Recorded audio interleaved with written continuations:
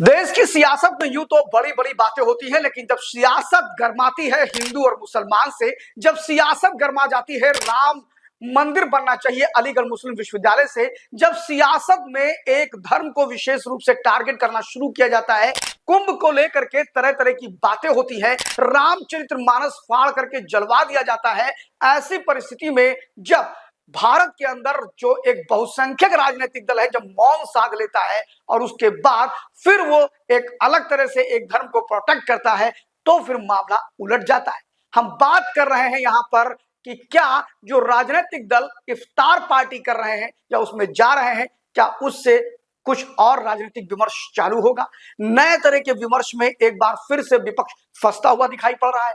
क्या फिर से एक बार भारतीय जनता पार्टी को मौका मिल गया हमला करने का? क्या फिर से एक बार भारतीय जनता पार्टी अब फिर से लोगों को मुस्लिम तुष्टीकरण के नाम पर घेरना शुरू कर देगी? जी, ये सारी बातें जानने के लिए बने रहिए हमारे साथ, देखते रहिए लाइव यूपी न्यूज 24। और साथ ही आप लोगों से बताना चाहेंगे कि हमारे इस विश्लेषण में अगर आप भी पार्टिसिपेट करना चाहते हैं तो कमेंट बॉक्स में जाकर के अपनी कमेंट्स जरूर दीजिए।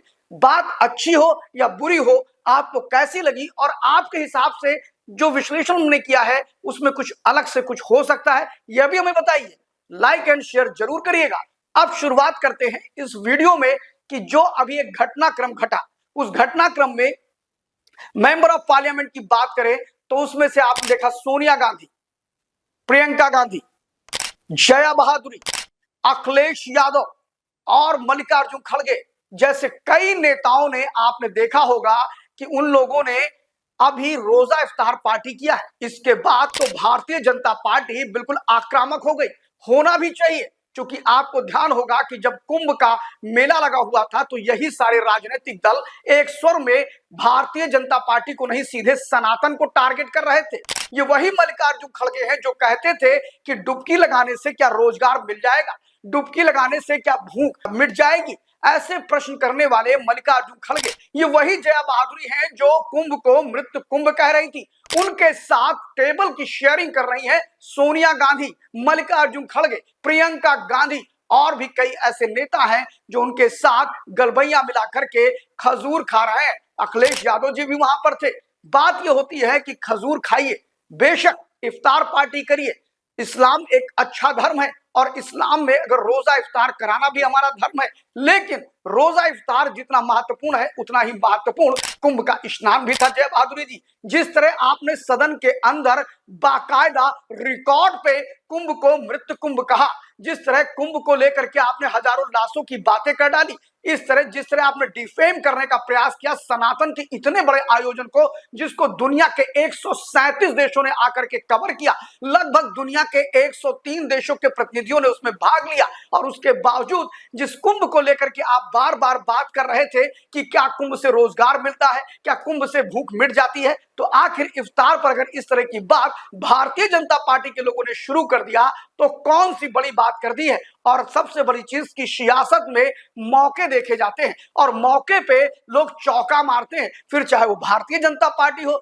चाहे वो कांग्रेस पार्टी हो, चाहे वो समाजवादी पार्टी हो, सभी पार्टियां सियासत करने के लिए आई हैं, ना कि भजन और कीर्तन करने के लिए। आपने देखा होगा कि कैसे संभल से लेकर अन्य घटनाओं पर समाजवादी पार्टी लगातार घेरती रही है।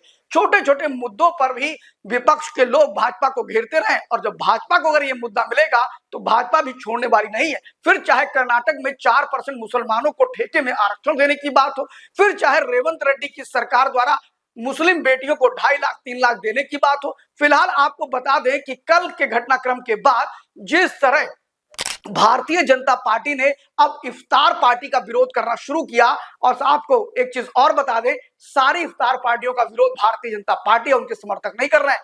उनके समर्थक सिर्फ उसी इफ्तार पार्टी की चर्चा कर रहे हैं जिसमें सोनिया गांधी, अखिलेश यादव, जया बहादुरी जैसे लोग बैठे थे।